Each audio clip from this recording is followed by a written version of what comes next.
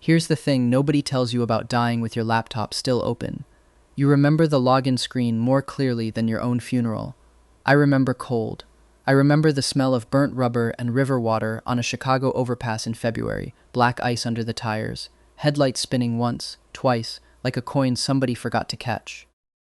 I remember thinking, with the strange floating calm of a man who has already lost everything that mattered, at least the pitch deck is backed up to the cloud. Not a hero's last thought, an engineer's. That was Ethan Miller's first death, not mine.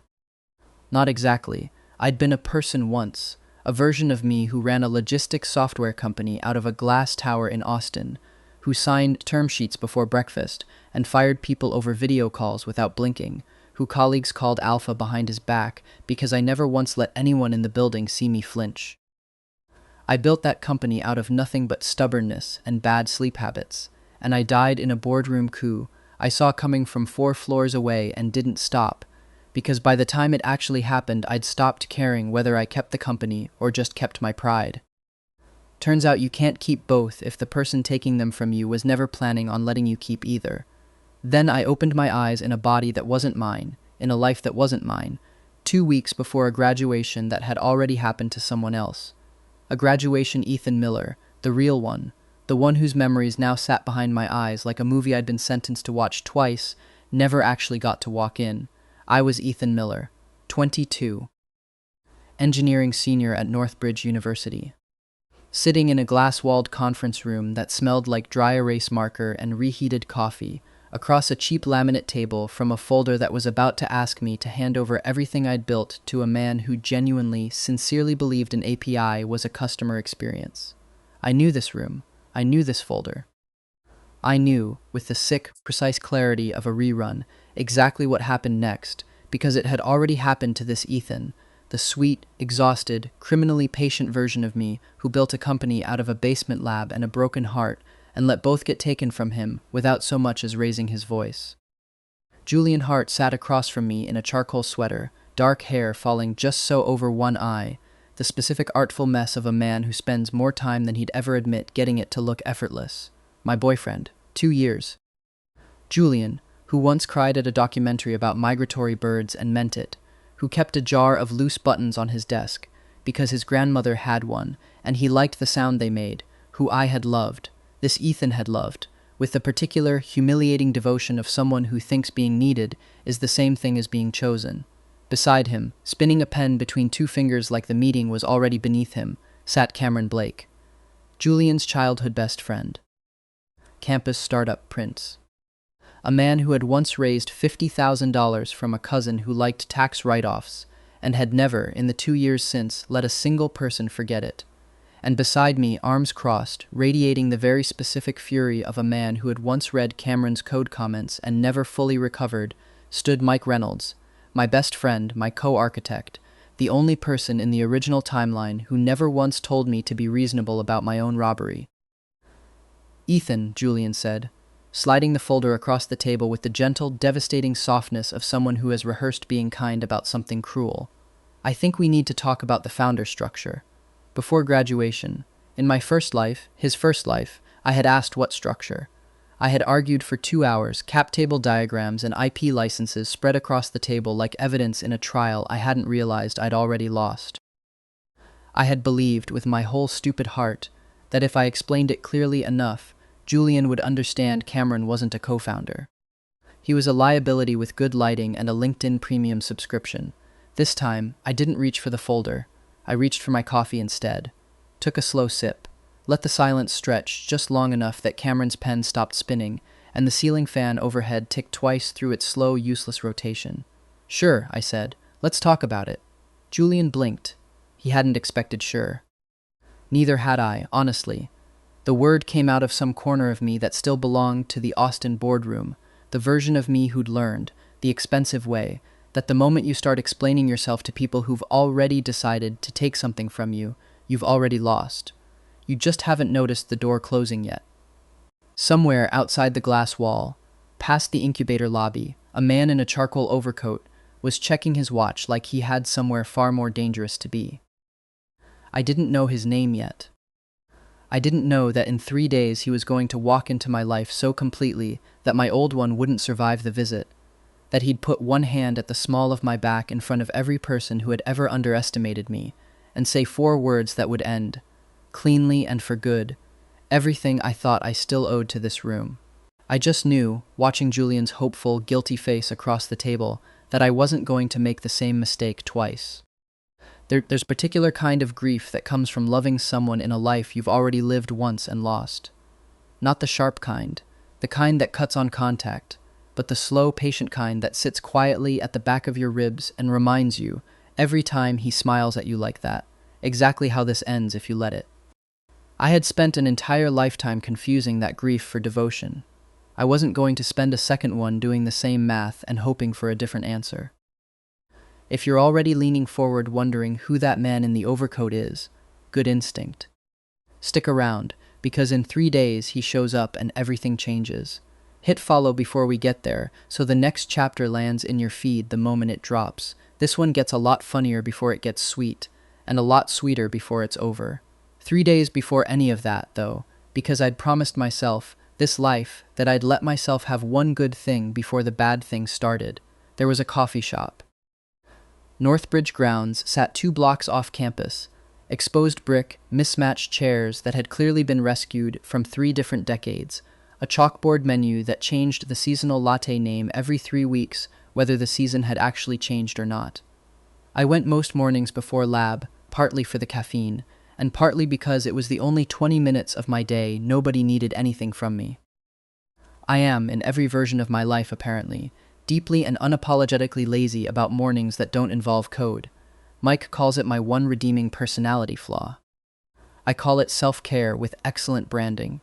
That particular morning, I was standing in line behind a man who did not belong there.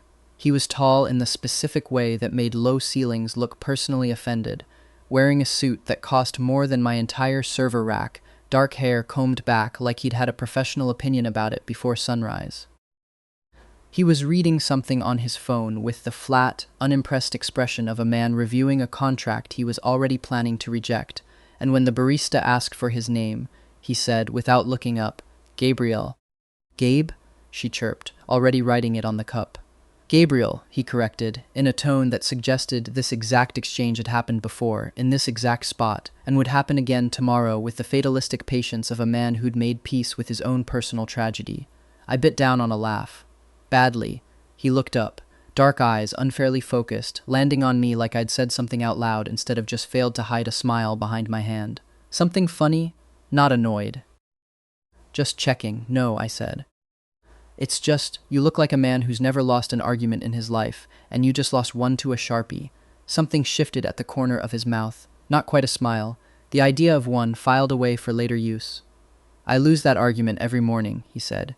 "Different barista. Same tragedy. You could just answer to Gabe." "I could," he agreed, stepping aside to wait for his drink, which put him directly in my space at the pickup counter, close enough that I caught the low, clean warmth of his cologne. Cedar, something darker underneath it, like a fireplace in a house too expensive to actually need one. But then I'd never get to watch people realize they've written it wrong. That's a genuinely unhinged reason to keep your own identity confusing on purpose. "You'd be surprised how useful confusion is," he said it lightly. I didn't clock, that first morning, how much weight was quietly sitting underneath the joke. "Ethan," he added, before I'd told him. Glancing at the cup, the barista slid toward me. My name, spelled correctly, because apparently I didn't rate the bit. "How'd you know my name?" "You're wearing a Northbridge engineering hoodie with your own department badge still clipped to it," he said deadpan. "I'm observant, not psychic." I looked down. Sure enough, my student ID was still hooked to my collar from lab the night before, my name printed in block letters, mortifyingly large, because I am also, apparently in every version of my life, too lazy to unclip a badge until someone points it out to me. "Right," I said. "Well, enjoy your coffee, Gabriel not Gabe." "I intend to," he said, and there was something in the way he watched me gather my bag and turn for the door, unhurried, thorough, like a man cataloging something he fully planned to come back for, that I felt on the back of my neck the entire walk to the lab, through the cold, past the quad where somebody's half-hearted a cappella group was rehearsing a song nobody had requested. I didn't know. that morning, that Gabriel Russo had walked into that particular coffee shop for the first time in 11 months, and that it had nothing to do with coffee. I didn't know that Russo Holdings, the very legitimate, very glossy real estate and infrastructure investment firm, whose name I'd seen on incubator sponsor banners for 2 straight years, was the public face of a family that ran half of Chicago's underground the way other families ran a hardware store, quietly, generationally, without ever needing to raise its voice. I didn't know that Alpha CEO was a title people used for Gabriel Russo in 2 entirely different rooms, for 2 entirely different reasons, and that both of them were true at once.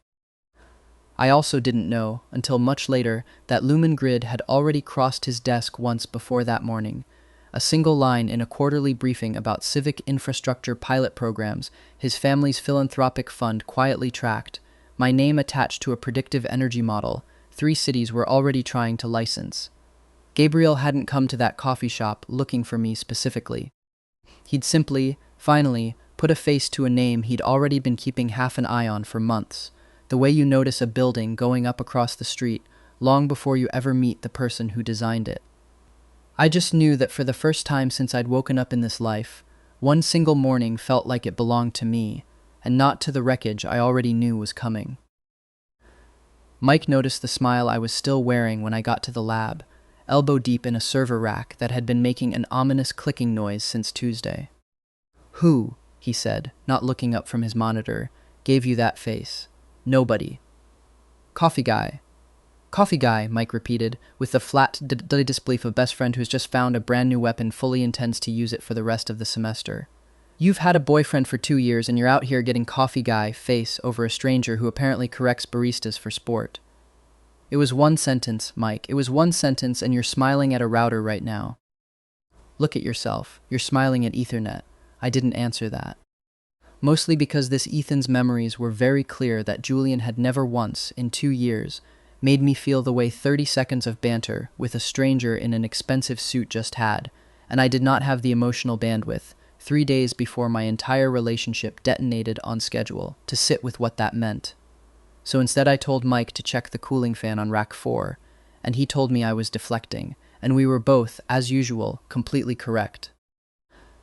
I spent the rest of that morning doing the one thing I am, in any life, unreasonably good at, disappearing into a problem I already knew how to solve. There is a particular peace in debugging that nothing else in my life has ever quite matched, a clean, quiet certainty that if you're patient enough and honest enough about where the error actually lives, the system will eventually tell you the truth. People rarely extend you the same courtesy. Code does, every single time, even when the truth is that you wrote the bug yourself at 2 a.m. and were too tired to notice. By noon, I'd fixed rack 4, ignored 4 texts from Julian about dinner plans I didn't yet know were about to become irrelevant, and thought, more than once, about a man who corrected baristas like it was a moral position. I told myself it didn't mean anything. I have never once been a convincing liar to myself, in either life, which is probably the only honest thing about me that never changed. I had no idea it was going to matter as much as it did. Back in the conference room, sure, let's talk about it still hanging in the air, like something that hadn't finished falling. Julian's face did the thing it always did when a conversation didn't go the way he'd scripted it. A small furrow, quickly smoothed over, replaced with patient understanding, like I was a difficult client and not the person he claimed to love. "I know this is hard," he said, "but I really think Cameron's positioned to lead the company after graduation. He understands the business side, investor relationships, networking, LinkedIn captions," Mike muttered. "And I think," Julian pushed on, unbothered, "if you really believe in what we built, you'll see that stepping back is what's best for it. If you really love me, give him your shares." He didn't say it yet. In the first life, he'd said it an hour into the meeting, right before I folded. This time I watched the sentence sitting behind his eyes, loaded, waiting for its cue, and I felt something in my chest that wasn't heartbreak so much as pity, for the boy across the table who genuinely believed loyalty and surrender were the same word, and for the version of me who'd once believed him too. Cameron leaned forward, elbows on the table, pen finally still. "Look, man, no hard feelings. Founders build, CEOs scale. That's just how this works." "Is it?" I said. "You're an incredible engineer," Julian added quickly, like a compliment could soften what came next. Nobody's saying you're not brilliant. We're saying maybe you're too attached to the technical side to see the bigger picture. Technology can be hired, Cameron said, spreading his hands like a man being generous by explaining something slowly to a child. Mike made a sound like a person watching a car drive into a lake he'd specifically, repeatedly warned it about. Cameron once called our load balancing system the Wi-Fi thing. I have that in writing. Mike, Julian said, tired, the way you get tired of a smoke alarm and not the fire that set it off. I'm just establishing his qualifications for the record, Mike said, entirely unbothered, and went back to glaring. This is exactly the attitude that held the company back, Cameron said, warming to the theme now that he had an audience of 2 instead of 1. Everyone on this team treats every decision like it's a referendum on whether Ethan gets to keep his toys. They're not toys, Mike said. They're load-bearing infrastructure for 4 American cities. One of them is currently keeping an emergency shelter's heating system online during a cold snap. I'm sure the toy metaphor plays great at a pitch competition, though. Julian pressed 2 fingers to his temple like the whole room was giving him a headache he hadn't personally caused. Can we please not do this the way we always do this? We're not doing anything, I said. I'm reading a folder. You're being difficult. I'm being thorough. There's a difference, and you'd know it if you'd actually read what's in here before asking me to sign it. I picked up the folder, flipped through it. Sloppy? I'd known it would be, but seeing it again with clear eyes instead of a breaking heart, it was almost funny how thin the actual ask was underneath all that emotional weather. Transfer founder equity, restructure leadership, no mention of the IP license tied to my personal research account. No mention of the pilot cities that only trusted the model because I'd personally validated it, twice, on site, in the cold, standing in a substation in Ashford at 2 in the morning, making sure the load curve actually matched what I'd promised a city manager who was betting his reputation on me. No mention of a dozen structural facts that made Lumen Grid worth exactly nothing without me standing inside it. I'll have this looked at properly, I said, closing the folder. Real documents. Real counsel. Cameron laughed, short and easy. It's a campus startup, Ethan. You're not exactly signing a merger. Then you won't mind the paperwork. Something in Julian's face flickered, not doubt yet, but the first hairline crack in a plan that had never once considered I might say yes calmly, instead of breaking loudly. You're really agreeing to this? He asked, and underneath the question sat something that wanted badly to be relief. I'm agreeing to sign proper documents, I said, standing, pulling my bag over one shoulder. That's not the same thing as agreeing to whatever's actually in that folder. I walked out before he could ask what I meant. My hands were shaking by the time I hit the hallway, not from fear, from the particular dizzying relief of a man who has finally stopped negotiating with people who never intended to negotiate with him in the first place. Mike caught up to me at a jog, badge lanyard swinging. What the hell was that? A correction, I said, already dialing. You agreed to sign proper documents. That's a very different sentence than the one you think I said. Mike squinted at me the way he squints at code that compiles suspiciously fast, like he's waiting for the error message that has to be hiding somewhere. You're doing a thing. You've never done this thing before. I don't trust it. You will, I said. Mike fell into step beside me anyway, because that's what Mike did in every version of this story I'd apparently ever lived. He showed up before I asked and stayed longer than he needed to. For what it's worth, he said, quieter now that we'd cleared the incubator's front doors. Whatever you're about to do, I'm in.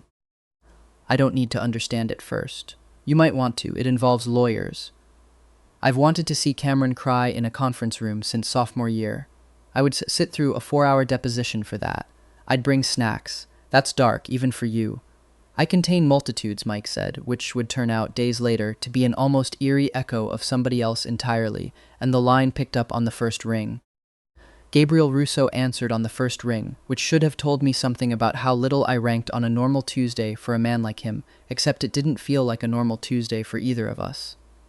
Ethan, he said, and my own name in his voice did something profoundly unfair to my pulse. 3 days after a coffee shop and one betrayal into a redo I hadn't asked for and wasn't about to waste. I need a lawyer, I said. A good one. Today, if possible. A pause, not surprise, more like a man recalibrating a plan he'd already half built in his head. Define the problem, I told him. Julian, Cameron, the folder, the founder shares, the IP tangled up in my name and only my name. Gabriel listened without interrupting, the kind of silence that meant he was already 3 steps ahead of me, and when I finished he said simply, "Give me an hour." He gave me 40 minutes. Vincent Russo arrived at my apartment with 2 associates, a locked file case, and the specific offended posture of a man who considered sloppy founder agreements a personal insult to the entire legal profession. He was older, silver at the temples, Gabriel's uncle by blood, and the head of the family's legitimate practice by trade, Vale and Russo Associates, whose name I'd seen on incubator donor plaques for 2 years, without once suspecting what it actually protected. "Mr. Miller," Vincent said, setting the case down like it contained something with a pulse. "Gabriel tells me you're about to be robbed politely. I find that the worst kind." Mike, opening the door for them, whispered to me, "The adults have arrived," and did not stop grinning for the next 4 hours, which was, in fairness, a personal best for him. Vincent walked me through it, page by page, in language sharp enough to cut and clean enough that nobody could later claim confusion. The engine, the predictive load modeling core of Lumen Grid, sat under my personal research assignment, not the company's corporate property, because no final IP transfer had ever been executed after incorporation. Lumen Grid held only a conditional license to use it while I remained technical founder. If I exited fully, that license needed to be renegotiated on market terms, from zero, with a man who thought technology could be hired like a caterer. "Walk me through the worst case," I said, because some habits from the Austin boardroom never actually die, they just get quieter. "The worst case," Vincent said, "is that you signed something sloppy out of guilt, and spent the next 2 years untangling it in court instead of building anything at all. That was, apparently, your prior arrangement." He didn't ask how I knew that. Men like Vincent rarely ask questions they suspect they won't enjoy the answer to. "This isn't revenge," he added, sliding the draft toward me for review. "It's clarity. We're not hiding anything from them. Every warning gets sent in writing. Every chance to retain their own counsel gets documented. If they sign anyway, that's not a trap. That's a choice they made with both eyes open." "I love it when legal revenge is this ethical," Mike said, somewhere between reverence and grief, peering over my shoulder at a clause about conditional technical authorization like it was scripture. Section 42. "I want it tattooed somewhere." "Please don't," Vincent said, without looking up, in the tone of a man who has clearly had this exact conversation with someone before and lost. The 2 associates worked in near silence, cross-referencing Pilot City contracts against the draft, flagging a clause here, a missing signature line there, the kind of methodical thoroughness I recognized from my own worst nights debugging a production system at 3 a.m. The specific competence of people who understood that the difference between a good outcome and a catastrophic one was usually one overlooked sentence. One of them, a younger associate named Priya, a different Priya than the one in Ashford, the kind of coincidence that made Mike insist, for weeks afterward, that the universe had a sense of humor about my life, caught an inconsistency in the schedule of assets that would have quietly let Cameron claim rights to 2 months of my post-signing consulting work for free. "That's a nice catch," I said. "It's not luck," she said, not looking up. "It's the 4th time this year someone's tried it." By 11, the draft had gone through 3 full revisions. By midnight, it was as close to bulletproof as Vincent seemed willing to sign his own name to, which, given how much of his own reputation he apparently staked on documents like this one, was saying something. I signed off on the draft near midnight, Gabriel's name nowhere on the paperwork and somehow present in every clean, merciless clause of it, like he'd built a blade and handed it to his uncle to swing, so his own fingerprints stayed off the handle. When I texted him it was done, his reply came fast. "Gabriel, good. Don't apologize for any of it. Not to them, not to yourself." "Gabriel, you didn't take anything that wasn't already yours." I read that message probably 11 more times than a normal person would ever admit to, sprawled across a couch I was too tired and too lazy to move off of, laptop balanced on my chest like a very expensive blanket, the apartment quiet except for the low hum of the server rack. Mike had insisted on leaving in my living room, temporarily, 8 months ago. Me, do Mafia consigliers do this for everyone, or am I special? Gabriel, Vincent doesn't, I asked him to. Gabriel, you're special. Don't let it go to your head before Thursday. Me, what's Thursday? Gabriel, patience is a virtue, Ethan. Me, patience is what people say when they want you to stop asking questions. Gabriel, fair, get some sleep. Me, is that an order or a suggestion? Gabriel, with me it's usually both. Good night, Ethan. I put the phone down on my chest and stared at the ceiling for a long time, the kind of staring that isn't really about the ceiling at all, and thought about how strange it was that a man I'd known for exactly one coffee shop conversation had already, somehow, become the steadiest thing in a week that was otherwise trying very hard to fall apart around me. I had absolutely no idea what was happening Thursday. I would find out in 2 more days. 3. Total from the moment I'd said sure in that conference room, standing very still in a room with a folder and a signature line, when a man in a charcoal overcoat walked in like he owned the building. Because, as it turned out, he did. Cameron announced his victory on LinkedIn at 8:12 the next morning, without using my name, because cowardice apparently has a font too. Real founders know when to step aside for leadership. Excited for what's next. Julian liked it within 3 minutes and shared it with a caption of his own about growth requiring hard decisions. I read both posts from my kitchen table, sunlight hitting the stack of Lumen Grid notebooks I'd quietly moved out of the incubator 2 nights earlier, because some instincts are smarter than love and considerably faster to act on. Mike, reading over my shoulder, put on the specific deep, self-important voice he reserves for reading corporate nonsense aloud like Shakespeare. Real founders know when to step aside for leadership, he intoned, one hand pressed to his heart. Truly a poet, a visionary, a man who once called our load balancer the Wi-Fi thing. You're never going to let that go. It's load-bearing at this point. It holds up my entire personality. My phone buzzed before I could answer. Not Julian, not Cameron, but Priya Nakamura, the facilities director in Ashford, who'd staked her own reputation on our first pilot deployment. Saw the post. Everything okay on your end? We signed the contract with the engineering lead, not the marketing lead. Just checking who I should be calling. I stared at that text longer than I probably needed to. It was such a small thing. One municipal employee asking one clarifying question, and it steadied something in my chest anyway, the reminder that the people who actually mattered to Lumen Grid had never once been confused about who built it. Still me, I texted back. Always will be. I'll send you an update by end of week. Good, she replied. Also, for what it's worth, that post is deeply unserious. Tell your ex he should try running a substation for a week. Mike read that one over my shoulder too and laughed so hard he had to sit down. 2 more messages came in before lunch. A facilities manager in Millbrook asking, with visible confusion, why Cameron's post referred to leadership clarity when the only person who'd ever walked her team through the load forecasting model was me, and a terse 1-line email from the Campus Venture Fund's junior analyst, quietly asking whether the round they'd verbally committed to was still contingent on my continued technical involvement. I forwarded that one to Vincent without comment. He replied within the hour. It is now. I'll make sure they understand why. You're building an army, Mike said, watching the replies pile up. I'm building a paper trail, I said. The army part is incidental. Sure, incidental. Like how a hurricane is incidentally windy. The agreement packet went out that afternoon to Julian, Cameron, the incubator advisor, and the university's entrepreneurship office, sealed with a note that could not have been clearer. This materially affects founder rights, intellectual property access, technical obligations, and future claims. All parties are strongly encouraged to obtain independent legal advice before signing. Cameron replied in 12 minutes. This looks unnecessarily complicated. Ethan agreed to step aside. Let's not turn this into a law school exam. Vincent's response, forwarded to me for approval, was exactly 1 sentence. If you believe the agreement is too complicated to review, Mr. Blake, you should not sign it. Mike read that one out loud, too, slower, like a man savoring a very expensive dessert he intended to make last as long as humanly possible. I want this framed. I want it on a mug.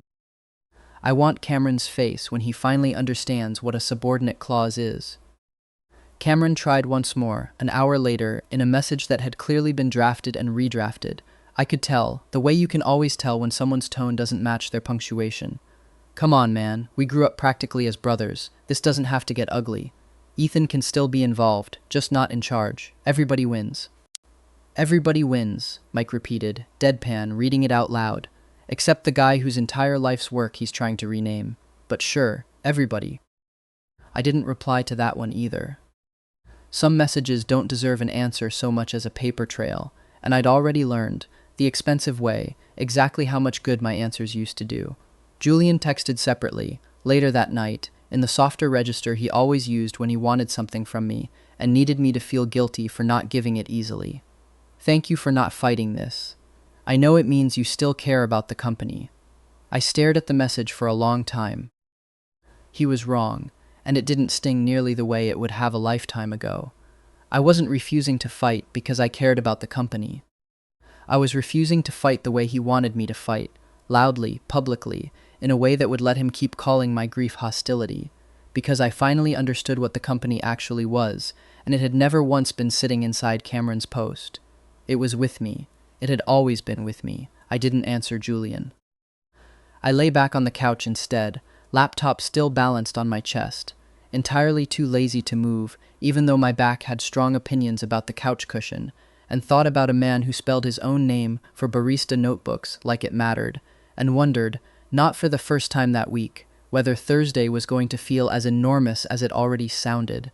If you've made it this far, you're exactly the kind of reader this channel was built for. Follow now, because Thursday is where the story actually earns its title. 3 days after I'd said sure in a conference room and meant something entirely different by it, the Northbridge Incubator's main conference room looked almost civilized. No sloppy whiteboard ambush this time. A proper table, a neutral observer from the university's entrepreneurship office named Helen Park, Vincent and one associate at one end, a rep from the campus venture fund attending by video. Mike sat beside me with his laptop closed, and his expression very carefully arranged into something less feral than he actually felt. Julian arrived early, in a soft gray blazer that read unmistakably as an attempt at seriousness. Cameron arrived 7 minutes late, carrying 2 coffees and no lawyer, which told Vincent everything he needed to know before either of them said a single word. I wore jeans, a black sweater, and the calmest face I had ever managed to put on in either of my lives. Inside, I was not calm. I remembered, the first Ethan remembered, and the memory sat in my chest like something borrowed and still sharp at the edges. Julian's hand under this exact table once, whispering, "This proves you trust me," my own signature turning into a trap I'd walked into, with my eyes wide open and my heart doing all the deciding. This time, my hands stayed still beside the agreement. Vincent opened the meeting the way a scalpel opens a seam. Precise, unhurried, no wasted motion.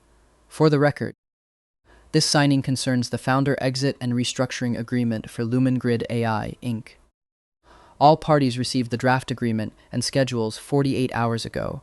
All parties were advised in writing to review carefully and seek independent legal advice. He looked at Julian. "Mr. Hart, do you refer from receipt?" "Yes." "Did you review the agreement?" Julian hesitated. Cameron answered for him. "We reviewed it," and Vincent didn't so much as glance his way. "Mr. Hart." "Yes," Julian said, a flush climbing his neck. "Did you seek independent counsel?" "No." "Do you understand you had the opportunity to?" "Yes." Down the table, I felt the air shift, not loudly, nothing so obvious as a door swinging open, but a change in the room's temperature, the way a space rearranges itself around a person before you've consciously registered they've entered it. I looked up. Gabriel Russo stood in the doorway. He wasn't on the agenda.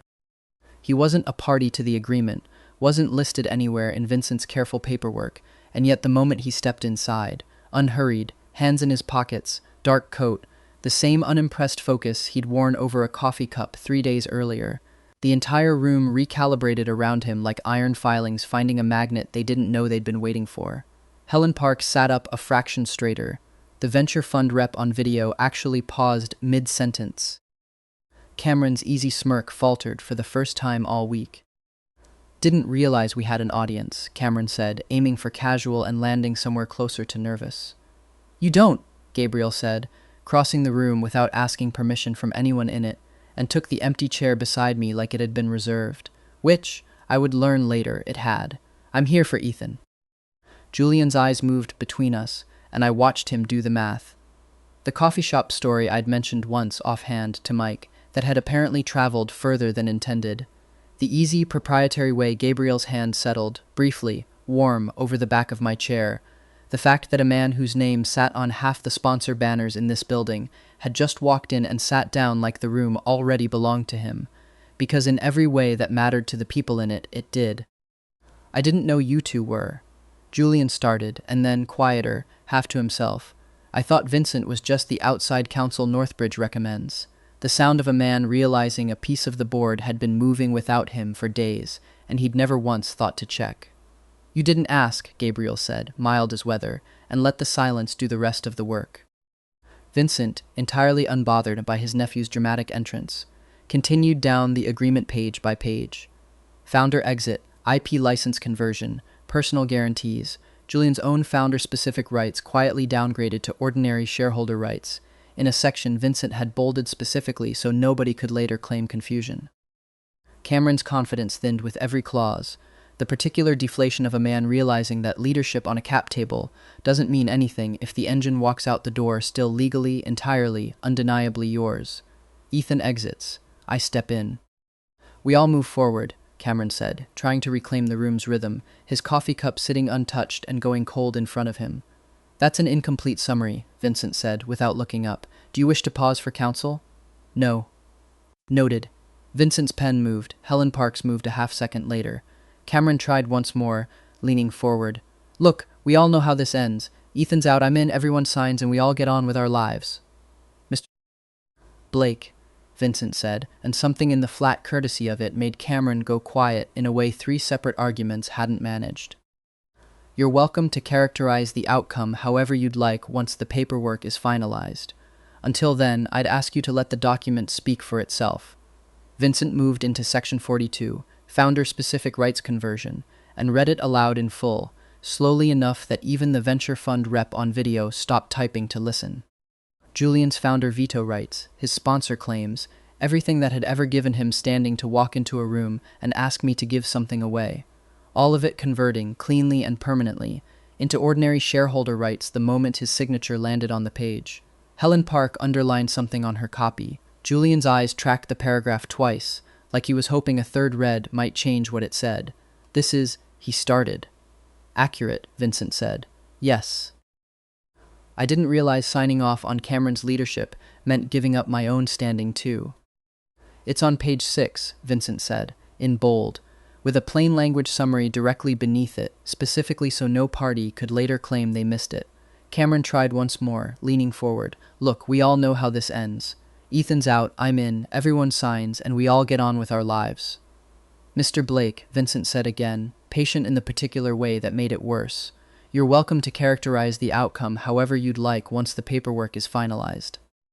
By the time the signatures went down, Julian's hand was visibly unsteady, and Cameron had stopped making eye contact with anyone at all.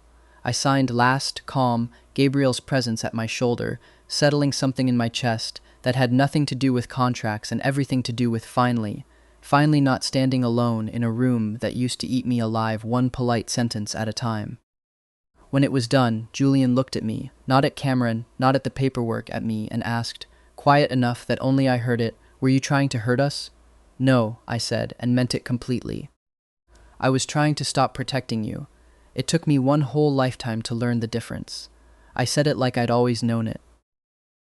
Beside me, Mike leaned in and whispered, entirely too loudly for a whisper, please tell me someone is recording this for the group chat, because I need to relive this specific sentence for the rest of my natural life.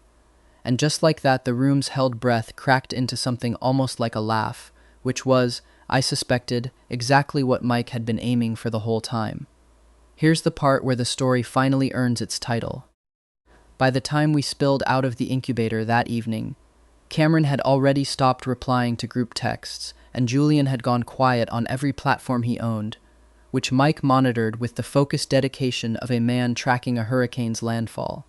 Neither of them concerned me nearly as much as the fact that Gabriel Russo had not all day said a single word about what he actually was to me, and I was starting to lose my mind about it in a way that had nothing to do with founder equity. He walked me to my car in the incubator's parking garage first, hands in his coat pockets, unhurried in that way of his that made the rest of the world look like it was rushing for no good reason. You're staring, I said. I'm observant, we covered this. You're staring in a way that feels different from being observant. Something flickered across his face, the closest thing to nerves I'd seen from him yet, gone almost before I registered it. I'll pick you up tonight. 7. Is that a date or an extraction? With me, he said, opening my car door for me like it cost him nothing. It's usually both. That evening he showed up at my apartment carrying takeout from a place 2 neighborhoods over that I'd mentioned exactly once, in passing, weeks before I even knew his real last name. You remembered the noodle place, I said, standing in my doorway like an idiot. I remember things, Gabriel said, stepping past me into the apartment with the easy confidence of a man who had already decided, some time ago, that this was going to be a place he came back to. It's a professional hazard. Being a landlord's professional hazard, or being I gestured vaguely, unsure how to phrase Mafia King in casual conversation over lo mein. Careful, he said, real amusement in it now, warmer than the coffee shop, warmer than the conference room. Some words are better, said quietly. He set the food down on my counter like he already knew where the counter was, which, embarrassingly, he did. Mike had apparently been sending him updates on my apartment layout for weeks, under the header tactical intel, without telling me, and had also, I would later discover, mentioned my deep and abiding laziness about doing dishes, because Gabriel had brought disposable chopsticks, without being asked, and set them beside 2 plates I definitely hadn't washed since Sunday. You've been planning this, I said. I've been patient, Gabriel corrected. There's a difference. I don't move on people while they're mid-collapse.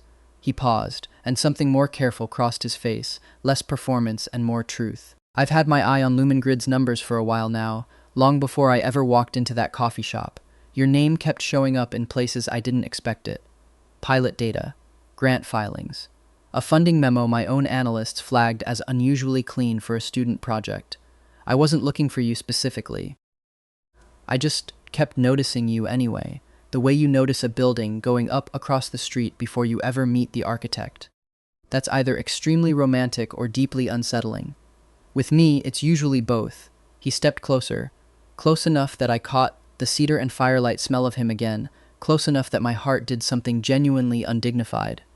I'm not interested in being anyone's rebound from a man who thought technology could be hired, so I waited. I watched you build an exit that didn't need me to survive it. That mattered more to me than the coffee shop ever did. So what changed? Why tonight? You didn't need saving today, he said. You just let me stand next to you while you did it yourself. Turns out I like that version of you considerably more than I expected to, which, given how much I already liked the version arguing with a barista about a Sharpie, was a genuinely high bar to clear. That's a lot of build-up for a guy who introduces himself as Gabriel, not Gabe. I contain multitudes, he said, and then quieter, dropping the joke entirely. Ethan, I'm not asking you to be anyone's consolation prize. I'm asking you to let me be the first thing you choose for yourself, instead of the thing that just happens to you. I don't remember deciding to close the distance between us. I remember his hand finding my jaw, careful, like something he'd wanted to do for exactly as long as I'd wanted him to, and the kiss that followed being unhurried in a way that felt like the opposite of everything that had ever happened to me in either of my lives. Nothing taken, nothing forced, just offered, and mine to take back at any second if I wanted to. I didn't want to. Mike texted the group chat 40 minutes later. Why is there a Russo Holdings SUV parked outside your building, Ethan? Why? Answer me. And I did not answer him for a very, very long time, mostly because I was, once again, being extremely lazy about anything that wasn't the man currently occupying my kitchen, and shortly after, most of my Sunday. The company I built after that, 6 months later, wasn't Lumengrid anymore. Same engine, same predictive core, same first slide I'd written before Cameron ever entered the picture, making public buildings smarter before emergencies make them expensive. But a new name, a new incorporation, a clean structure Vincent had built so airtight that even I sometimes marveled at it out loud. Grid Atlas. Mike, co-founder this time, properly, on paper, exactly where he'd always belonged. Gabriel's investment sat 2 steps removed from Russo Holdings in a blind trust, because, his words, I don't need you explaining to a municipal client why their emergency shelter software is funded by a man some newspapers call a king. Some newspapers, I repeated. Not all newspapers. The good ones show restraint. Ashford renewed its contract in the first month, and 2 more pilot cities followed within the quarter, once word got around that the engine behind the numbers hadn't gone anywhere. It had simply stopped sharing an office with people who thought a demo was the same thing as a deliverable. Priya Nakamura sent a fruit basket. Mike ate most of it before I got home and blamed the office refrigerator for not defending itself. I ran into Julian once, months after that, outside the old incubator. He was interning at a nonprofit accelerator, no title inflated by borrowed code, and when someone asked him about Lumen Grid, he'd apparently started describing it as a student company where I learned the difference between storytelling and ownership. Mike relayed the quote with visible, undisguised delight, the way other people relay winning lottery numbers. Julian looked steadier than I remembered him. Less polished at the edges, more real. "You look good," he said, and it didn't cost me anything to say it back and mean it. "Grid Atlas is doing well?" he asked. "It is, I'm glad." "I mean that." He hesitated. "I used to think being needed by you was the same as loving you. I've had a lot of time to sit with how backwards that was." "Yeah," I said. "Me too, once." Different version of that mistake. Neither of us tried to make it bigger than it was. He wished me well and meant it, and I let him, and that was the whole conversation, cleaner than either version of me from either life would have thought possible a year earlier. "Progress," Gabriel said when I told him that night, feet up on my coffee table like he'd personally earned the right to occupy it. "Yeah," I agreed. "Do not mistake it for a request. I won't." A pause. Good. Then, because he genuinely could not help himself. "The correct word is efficient. You're never going to let me have a soft moment, are you?" "I let you have plenty," he said, tugging me down onto the couch beside him with a lazy, satisfied ease that matched my own. "I just also happen to like you when you're sharp. That's most of the reason I fell for you in the first place, if I'm honest. A softer man wouldn't have walked out of that conference room the way you did." I thought about the version of me that used to think being needed was the same thing as being loved, and looked at the man beside me who had never once needed me to be smaller than I actually was. "Marry me eventually," I said, mostly as a joke, mostly not. "Eventually" is doing a lot of work in that sentence, Gabriel said, entirely too composed for someone whose ears had just gone slightly pink. "Try again in 6 months. I'll have a ring, and a location with better lighting than my own living room." He was, annoyingly, a man of his word. 6 months, and one absurdly well-lit rooftop later, he asked me properly, in front of exactly nobody else, because he'd apparently learned enough about me by then, to know I would have hated an audience more than I would have loved the view. I said yes before he finished the sentence. He pretended to be offended about that for approximately 11 seconds before giving up entirely. Married life with an alpha CEO who also happened to run half of Chicago's underground turned out to involve, overwhelmingly, arguments about takeout menus. "You put the good menu behind the junk mail on purpose," I said, standing in the kitchen of the apartment we'd finally agreed to actually share, brandishing said menu like courtroom evidence. "This is sabotage." "It's incentive," Gabriel said, not looking up from the paper, infuriatingly calm in the particular way that meant he was enjoying this immensely. "You cook more when you can't find the menu." "I don't cook, Gabriel. I assemble things that were already cooked by other people, and I do it lying down whenever structurally possible. A distinction without a difference." "Say that again when the smoke alarm goes off." He looked up then, one eyebrow raised, the exact expression he'd worn over a coffee cup the first morning I ever met him, except softer now, worn in, as familiar as a favorite chair. "Is that a threat or a weather forecast?" "Historically, both." He crossed the kitchen and kissed the top of my head, unbothered, the way he did most mornings now, like it cost him nothing and gave him everything at once. "Order the noodles." "I'll take the smoke alarm risk off the table. You're not even going to fight me on this?" "Ethan," he said, pulling me against him, chin resting on my hair, the low rumble of his voice doing something to my chest it had never once stopped doing since a coffee shop, 3 blocks from a campus I no longer attended. I spent an entire lifetime and one very inconvenient loophole in the fabric of the universe just to get to stand in a kitchen and argue with you about takeout menus. I'm not giving that up over principle. Or laundry. Or whatever we're actually fighting about right now. We're not fighting about laundry. We are absolutely, eventually, going to be fighting about laundry. Vincent stopped by that weekend, ostensibly to drop off a contract Gabriel needed to sign. Actually, as far as I could tell, to see for himself that his nephew had, against all apparent odds, turned into someone who kept fresh flowers on a kitchen counter. He took one look at the noodle containers stacked by the sink, one look at Gabriel's hopeless attempt to look busy with paperwork instead of watching me cook, and said, dry as ever, I see marriage has made you domestic. Marriage has made me tired, Gabriel said. There's a difference.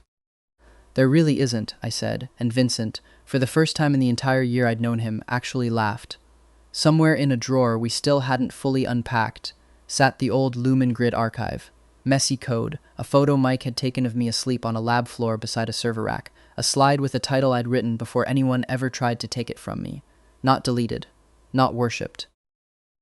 Just stored, the way you store the parts of a life that hurt you into something you're finally strong enough to keep. I ordered the noodles. Gabriel opened the good wine, the one he was supposedly saving for no particular occasion, because, he said, setting 2 glasses down like it was the easiest decision he'd ever made in his life. Every Tuesday with me qualified as one now. Outside the window, the city hummed on, indifferent and enormous, and for the first time in either of my lives, I wasn't bracing for the version of the story where someone asks me to give up everything I built. There wasn't going to be one. I'd already signed that ending away, one lifetime and exactly 3 days ago. In a conference room with a folder on the table and a man in a charcoal overcoat standing in a doorway that, it turned out, had been waiting for me the whole time. If Ethan's redo felt like the kind of second chance you'd want for yourself, you already know what to do. Follow the channel so the next one lands in your feed the moment it drops. See you in the next life.